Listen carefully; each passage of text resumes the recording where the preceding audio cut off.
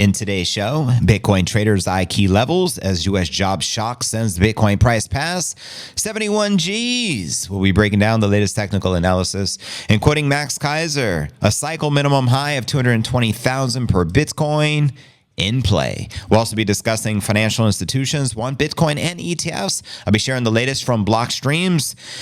Adam back to Bitcoin OG himself. Also, Donald Trump makes a last-minute appeal to crypto voters. We'll be discussing that, as well as MicroStrategy's $42 billion Bitcoin bet, bullish for shareholders. We'll also be discussing Bitcoin's golden cross driving a 148,000 Bitcoin price rally. And speaking of bullishness, Bitcoin can still hit 100,000 no matter who wins this presidential election in a few days. We'll also be taking a look at the overall crypto market, all this, plus so much more in today's show.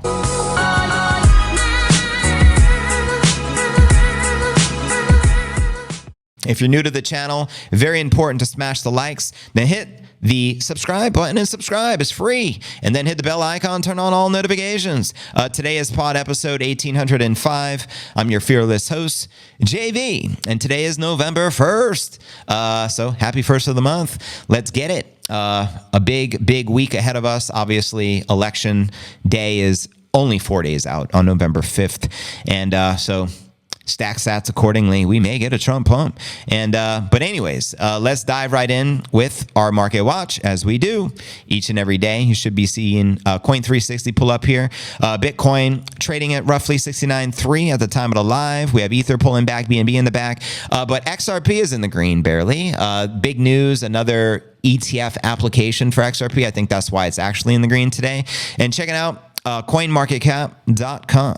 We're currently sitting on a 2.33 trillion market cap total for crypto. The Bitcoin market cap is 1.3 trillion. We have roughly 100 billion worth of volume for the past 24 hours. And the Bitcoin dominance is 58.8%. Ether dominance holding on to 13%, the lowest it's been for many years. Do you think this trend will likely continue for the bull? Let me know. And which particular alts are you most bullish on for the bull run? Holla, and I'll read your comments out loud here shortly. And checking out the crypto bubbles, we get a visual perspective on the day. Safe to say 80% of the market in the red, maybe 20% in the green. And checking out for the monthly, very similar story. Maybe 70% in the red, 30% in the green. And checking out the Crypto Greed and Fear Index. Today, we're 75 greed. Yesterday was extreme greed. Last week is 72. And last month, a 42 in fear. We're hitting all different feed and grit index points here. And checking out the time chain calendar. Let's get a refresh, see if this baby loads for us today. Hopefully it does. Sometimes these things don't work. It is what it is. It's loading. Here we go. We're currently on block height, 868,456. You can currently exchange $1 for 1,444 sats. So stack them stats accordingly, broskies. And there you have it. But anyways, let's dive into today's technical analysis, aka astrology for the broskies. And the headline reads, Bitcoin traders eye the key levels as the U.S. job shock sends the Bitcoin price at 71 Gs. Here you're looking at a 1-hour chart. Bitcoin bounced back from sub-69 lows on November 1st as shock U.S. jobs data sparked dollar volatility. And we just corrected right back down again. Expect more extreme volatility, especially election season. And we have the U.S. election in 4 days, yo. Be prepared. I believe it's on Tuesday this coming week.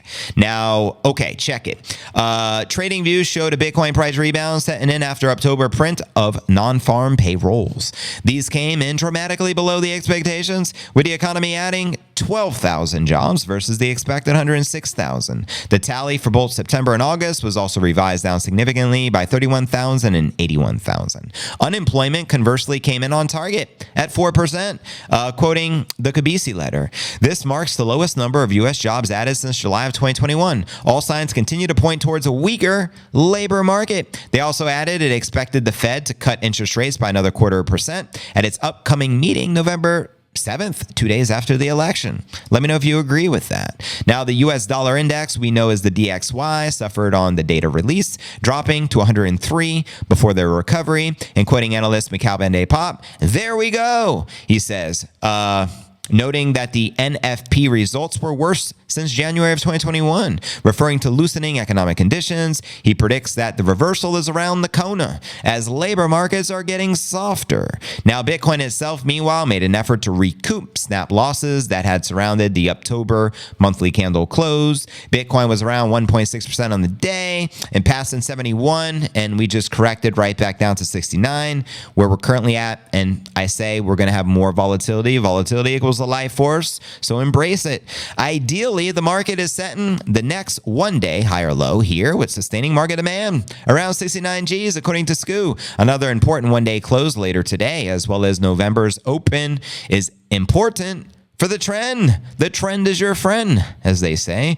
October's candle close erased 4 months of downward price action. Extremely bullish. The cloud also shows bullish signs. And we're referring to the Ikimoku cloud, as outlined right here on your screen by the analyst. And quoting the high priest of Bitcoin, Max Kaiser, my call for 3 years, a cycle minimum high of 220,000 per Bitcoin in play. This was off the back of this tweet here from Gert van Legen. Bitcoin has broken out above the 2-year cup and handle neckline, descending, broadening wedge, not to be confused with wedgie, confirmed by the green volume spike, which you can see in the chart, and the black arrow. Neckline and handle are now being reached as of support. Target range 220 Gs, measured from the handle low, minus 320,000 measured from the breakout.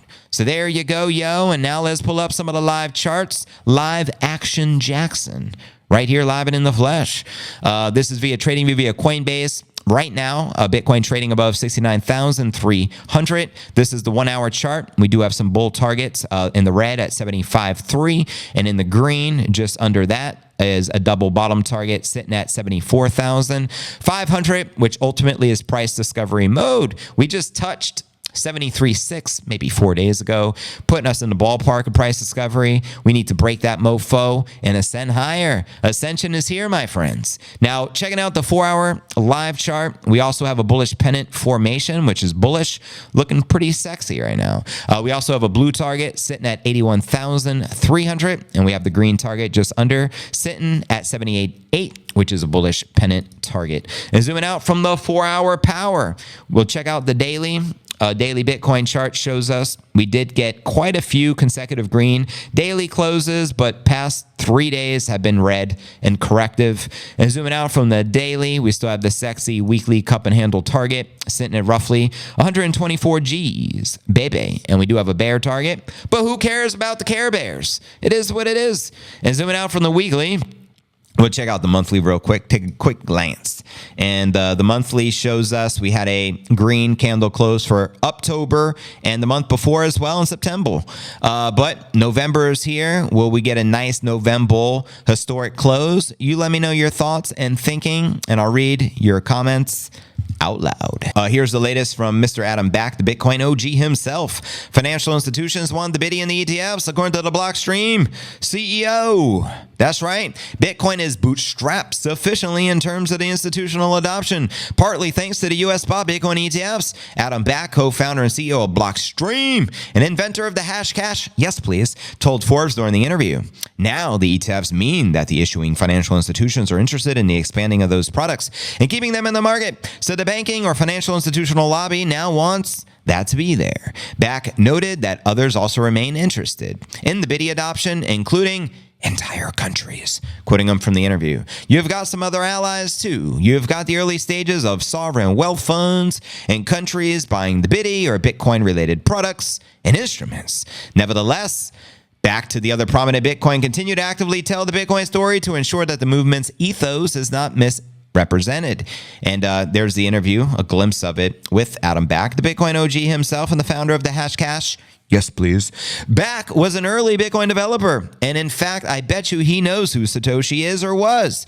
The first person to receive an email from Satoshi Nakamoto. His invention, the Hashcash, yes, please, provided the foundation for the biddy mining process as the first proof-of-work system used to tackle the email spam and the denial of service attacks. The famous cryptographer's comments came shortly after the crypto industry celebrated the Bitcoin white paper's 16th anniversary, as we celebrated here on the pod yesterday, which is when Nakamoto shared the Bitcoin foundational technical document to a list of cryptographers, including Back, for the first time. And speaking about the Bitcoin growing maturity, most of its initially perceived risks have faded, explained back in the interview. I think that many initial risks around Bitcoin have receded because the original perception was that it was quite uncertain if a major country or an economic zone like Europe, China, or the US would ban the biddy. That created a lot of perceived regulatory risks. But I think at this point, Bitcoin is bootstrapped sufficiently. And I would have to agree with that. When Bitcoin's technological risks have also subsided, there is still room for innovation for the world's first blockchain network, quoting Mr. Hashcash himself. It is still challenging to scale the blockchains. They are broadcast mechanisms, and I think there is still room for the innovation and improvement about how to do that. Lightning is pretty reliable and nice for the point-of-sale terminals, talking about the layer 2 scaling solution, and person-to-person payments, but there is still room for improvement. Amen. There's always room for the improvement. He gets it. Now, showcasing the network's growing security, the Bitcoin hash rate hit a new all-time high of 769 exahashes per second, October 21st. Hash rate is used as a measure of the Bitcoin cybersecurity, and price tends to follow the hash rate, as Max Kaiser likes to point out quite often. And I agree with that. So as long as the fundamentals are strong, Bitcoin smokes the bears just like a bong. I mean, it is what it is as JV hits the gong. Welcome everyone to the live stream. Make some noise. But anyways, keep the comments flowing. Let's dive into our next story of the day. JV's caffeine is finally kicking in for the win. Speaking of Trump, check this headline. Donald Trump makes a last-minute appeal to the crypto voters. That's right. He did a special post the other day. We read that out loud, actually. With less than a week until the presidential election, 4 days to be exact, in the U.S., many people are voting early. Let me know if you vote. Republican presidential candidate Trump took to his social media platform to remind the voters of his campaign promises on crypto. That's right. Yesterday, Truth Social and X posts. I actually reposted it. Trump called on his roughly 8 million followers to vote for him in the 2024 election, claiming he would have all the Bitcoin made in the USA if elected. The message included a happy 16th anniversary for the Bitcoin white paper and claims to end the U.S. Vice President Kamala Harris' war on crypto, which is precisely what Senator Warren and Gary Gensler have achieved thanks to this BS administration. Just point out the obvious. I know I'm preaching to the choir. Despite the Democratic candidate pledging to support whatever she says is BS. Quoting Trump here, I would like to wish our great Bitcoiners a happy 16th anniversary of the Satoshi white paper. We will end Kamala's war on crypto, and Bitcoin will be made in the USA. Vote Trump. Hashtag Bitcoin. Hashtag Free Ross.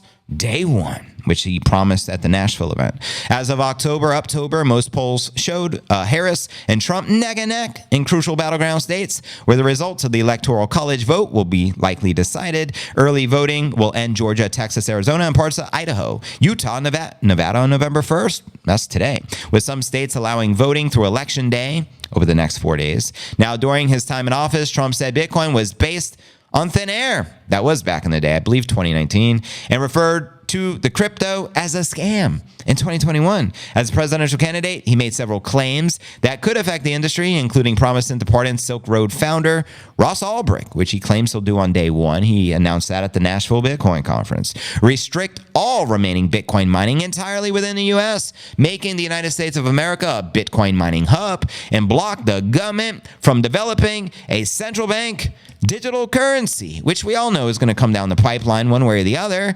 Say no to CBDCs. Say yes to the biddy. Now, with the election day closing on in, social media platforms are rife with misinformation about both presidential candidates and their policies concerning crypto and blockchain. October 30th, MicroStrategy exec Michael Saylor posted quotes from X with an interview that did not exist that claimed Trump proposed abolishing capital gains taxes on crypto. So apparently that was fake news. At the time of publication, Saylor not removed the post, but Bitcoin advocate Pompliano reposted it over on LinkedIn. So apparently Trump didn't really say that. Correct me if I'm wrong, but that's the word on the street, at least according to this article published by Cointelegraph. So there you go. Let's discuss this $42 billion purchase from MicroStrategy over the course of the next 3 years. Super uber bullish for the shareholders, eh? MicroStrategy's ambitious goal of buying $42 billion worth of Bitcoin by 2027 could be a winner. Well, it will be a winner for the shareholders and all Bitcoiners around the world. During MicroStrategy's October 30th earnings call, the company tipped plans to raise $21 billion in equity and another $21 billion. It's called the 21-21 plan in honor of 21 million Bitcoin. You put two and two together. In debt to fund the 3-year multi-billion-dollar Bitcoin buy-in spree dubbed the 2021 plan. Quoting them here. If there were any doubts that MicroStrategy would lean into its Bitcoin acquisition strategy amid the rise in Bitcoin market, they were dispelled by the October 30th announcement. Benchmark fintech analyst Mark Palmer shared in the email. Now, Palmer predicts MicroStrategy stock could be worth $300 if MicroStrategy followed through with the 21 plan. He raised his price target for MicroStrategy from the previous estimate of $245, which is now close to MicroStrategy's current trading price as of October 31st. Palmer's model assumes continued price appreciation for the Biddy, which he expects to hit 175 Gs by the end of next year. How many of you would love to see $175,000 Biddy? Let me know. And how would that impact your life? Quoting Palmer again, MicroStrategy enters this new, even more audacious phase in the execution of its strategy, having assembled an impressive track record over the past 4 years plus. And as you can see here, the capital raising target 42 equals 21 plus 21. 21, let's go. Double blackjack for the win. Now, during its August 1st earnings call, MicroStrategy doubled down on the Bitcoin buying by committing to a unique performance metric called the Bitcoin yield. Bitcoin yield measures the ratio of the Bitcoin holdings to outstanding shares and effectively sets the Bitcoin per share as the lodestar for the corporate performance. Quoting Palmer here, with many investors have been focused on the MicroStrategy market capitalization relative to the net asset value, we believe a more valuable metric for assessing the company's value is it to be the Bitcoin yield. As of September, MicroStrategy held more than 252,000 Bitcoin, worth more than $17 billion as of yesterday, October 31st. Meanwhile, the total market cap of MicroStrategy shares stands approximately at $42 billion. That's according to Yahoo. Quoting Palmer again, management raised their annual target for MicroStrategy Bitcoin yield for each of the next 3 years from 4 to 6%, 6 to 10% to reflect an expected impact of the 21 plan. On September 24th, Palmer said MicroStrategy should consider a plan to start generating the yield by lending out a portion of its Bitcoin holdings. And MicroStrategy also has a plan, according to Saylor, to become a $1 trillion Bitcoin bank. Next story of the day, we got some bullishness. Headline reads, Bitcoin's golden cross drives 148,000 rally predictions. And then we'll get into Bitcoin hitting 6 figures regardless who wins the election, right? There's a little blasphemous, though, art right here. I mean, I don't agree with this. I mean, who would put that type of artwork out there, for Christ's sake? But anyways, I digress. Renowned analyst Crypto Ran has highlighted a traditional golden cross on the Bitcoin daily chart, indicating the strong bullish momentum, and the bulls are going wild. This pattern occurs when a 50-day moving average crosses above the 20-day moving average. Crypto Ran notes that this recent crossover could signal a similar rally to the one experienced in late 2023 when the Biddy soared from around 34 Gs to an all-time high above 73, marking a 110% increase in 4 months.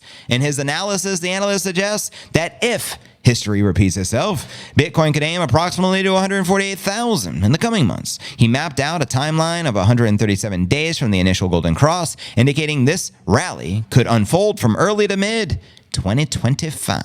Complementing this analysis, Ali Martinez was focused on the Bitcoin market value to realized value known as the MVRV ratio. The ratio compares the Bitcoin current market price with the average purchase price, providing insights into whether the asset is undervalued or overvalued. Martinez's analysis reveals the crossover, and we ain't talking about Allen Iverson's crossover family, of the MVRV ratio above the 365-day simple moving average. Another bullish golden cross. Martinez explains this crossover, I ain't talking about a Jordan crossover either, is historically indicative of the upcoming bull rallies, suggesting the market participants are accumulating the Biddy at a faster pace. Talk about Speedy Gonzalez. Underlay, Iba. Come on now. Historical data supports this, as previous instances of the MVRV ratio crossovers have led to substantial price increases. For example, similar patterns in 2020, 2021, and 2023 preceded rally 638%, send it, 69%, yes please, and 236% respectively. And with the MVRV golden ratio cross now in place, Ali asserts that the Biddy is poised for another major rally, despite the recent peaks around 72. In fact, we just tapped 73.6 4 days ago live and on stream, reassuring investors there remains significant potential for the upside growth. And meanwhile, the old man Peter Brandt shared a similar outlook, predicting that the Biddy could reach a top of 135 Gs per coin. However, he emphasized a breakout for this next leg up has yet to occur, leaving room for the further price appreciation. Now let's discuss some of the external factors. Analysts believe the external factors, such as the upcoming U.S. presidential election in 4 days, could act as a catalyst for the Bitcoin price movement. Also, Matthew Siegel, not to be mixed up with Steven Seagal, head of research for digital assets at Van Eck, argues that Bitcoin's correlation with traditional assets appears bullish on the election approaching. And as you already know, we were just at 71. We just corrected back down to 69. Anything can happen, but the bigger picture here, we can reach 148,000, reflecting a strong sentiment in the crypto community. That's what a lot of the analysts are projecting here in the coming months. Also consider we're still in Q4, family. Historically, Q4 year of the halving, we typically gain about 88% from the price action. If someone can run the math from today at 69 Gs. So let's dive into our feature story of the day, shall we? Headline reads, Bitcoin can still hit 100,000 no matter who wins this presidential election here in the States in the next 4 days, November 5th. Today's November 1st. Happy first of the month, family. So yeah, the 2024 U.S. presidential election has raised debates about how both candidates might shape the future of crypto, particularly the king, the BTC. I ain't talking about Elvis. I ain't talking about the king of pop, Michael Jackson. May he rest in peace. We're talking about the biddy. Now, with the growing number of Bitcoin and alt hodlers in the U.S., any winner can make crypto regulation a key issue. So regardless of whether the former President Trump or Kamala becomes the commander-in-chief, Bitcoin's march towards 100 Gs, Bepe, seems inevitable, driven by underlying factors that transcend the political landscape. And there's the key. Bitcoin transcends all politics. Let me know if you agree with that. If Trump secures the presidency, many expect a Bitcoin rally. We call it the Trump pump. His bold promises, including the possibility of adding Bitcoin to the U.S. reserves and the attempt to promote the World Liberty Financial Token, even despite its failure, has raised the pro-crypto sentiment. Now, Trump's administration will likely focus on reducing regulatory barriers to crypto innovations, positioning the U.S. as a global hub for digital finance. This pro-crypto sentiment aligns with Trump's broader economic policies that prioritize reducing the governmental control over financial markets and encouraging innovation. That's right. The Bitcoin separates the money from the state. That's the beauty of the biddy. On the other hand, a Kamala victory is predicted to trigger a more neutral response from the market. She does not make direct promises about crypto, but works towards ensuring there is consumer protection and that financial crimes are prevented. AKA, she's an enemy of crypto, hence Gary Gensler, Senator Warren, all a part of the Biden administration. They're there for a reason, to basically destroy crypto to the best of their abilities, to ultimately create fear and FUD into the market because it suppresses the price. And I think that's their whole agenda at the end of the day. Correct me if I'm wrong, fam. The Harris administration will probably still keep insisting on the right balance of protection against risk. Yeah, ultimately continue to be an enemy of the biddy. Come on now. Her supporters, progressives most of all, are for clear regulations that allow the crypto market to be more transparent, hence permitting financial inclusion while reducing the risk of fraud. Notice she keeps saying fraud and manipulation. Fraud. What about all the fraud and manipulation behind the US dollar? What about sending all of this money to the Ukraine for war, and we don't have any money to support our own folk in the United States after the hurricane? All the victims in the U.S., what do they get? $750. Meanwhile, hundreds of millions and billions are going to the Ukraine. Money launderers, tax avoidance. Come on now. Yet people will still wish to see crypto employed in ways that could empower underserved communities, but with the caution due to the over-speculation. Regardless of the outcome, one thing remains clear. 2025 could be the year of the most comprehensive and favorable crypto regulations. The trend towards transparent and pro-crypto regulatory frameworks cannot be denied. Well, I will say this. Bitcoin has come a long way. 5 years ago, in 2019, Trump declared Bitcoin ultimately an enemy of the US dollar and saying it was a scam. Now he's fully embraced the biddy. It's a sign of the times. Let that sink in. The primary factor that may drive the Bitcoin price up is not the election itself, but rather the current instability of the global financial system. The growing national debt, which has already surpassed 105,000 US dollars per US citizen, and the increasing federal budget have created a fragile environment for traditional assets. Bitcoin, with its decentralized and limited supply, is viewed as a hedge against the uncertainties. Investors are seeking refuge from inflationary pressures and potential financial instability, which is why they're turning to the biddy. Preach. Now, another significant driver of the Bitcoin growth is the regulatory clarity. Why do we have a guy named No Claire Gare as the chair of the SEC when all we need is regulatory clarity? That's because there is a freaking war on crypto thanks to the Biden administration. Put two and two together. Come on now. Now, while Bitcoin has largely escaped prosecution from the SEC, which classifies it as a commodity, similar to gold or oil, the overall regulatory environment for the decentralized finance of crypto at large remains uncertain. By design, war on crypto, Senator War, and come on now. With the government focusing on creating clear industry frameworks, the anticipation of favorable laws could trigger the DeFi revolution. Transparency can not only bring more confidence to the investors, but also unlock new levels of innovation and adoption in the crypto space, pushing the Bitty price even higher. Concerns about centralization have been raised as large entities like BlackRock and MicroStrategy have acquired substantial Bitcoin holding. Now, here's something interesting. BlackRock, largest asset manager in the world, already acquired like something insanity like 400,000 Bitcoin or 500,000, wherever they're at. Now, MicroStrategy, who do you think the primary shareholder is? BlackRock. BlackRock owns a piece of virtually every major company in the S&P 500 as a primary shareholder.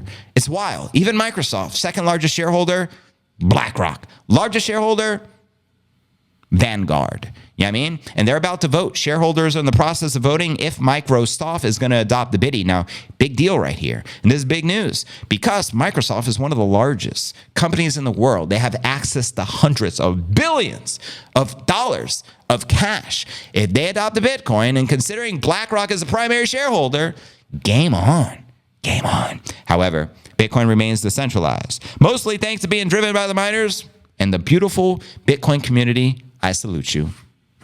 The decentralized nature of the Bitcoin infrastructure ensures no one can control the network. That is one of the reasons. It preserves the position and will always be the number one crypto. Wait, I lied. Bitcoin will remain number 1, 2, 3, 4, and 5. How do you like those apples? And while the Bitcoin price can experience volatility if the major hodlers sells off the portion of their holdings, these events are temporary and cannot fundamentally change the Bitcoin path to, keyword, supremacy.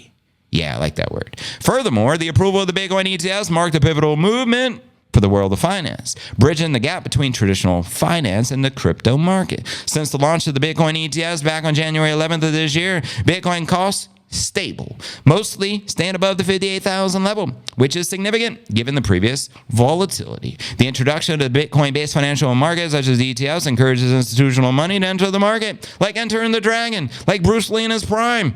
Bitcoin's inherent value enables it to thrive, another beautiful word, in both positive and negative scenarios, no matter who becomes the next U.S. president.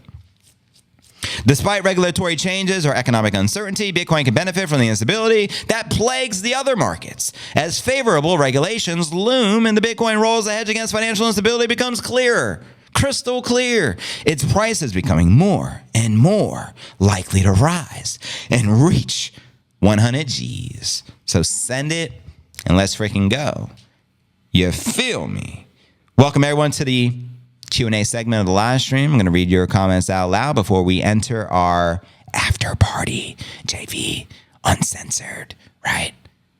Soon here. So welcome everybody. Let's freaking go. Someone throw something at Trump's feet at the last rally. I've never seen the Secret Service move so fast that they did to kick whatever it was away. Well, what the hell did they throw at him? And what do they do if someone throws something at someone... Do they arrest them? Do anything about it? Bitcoin, first they laugh at you. Then they condemn you.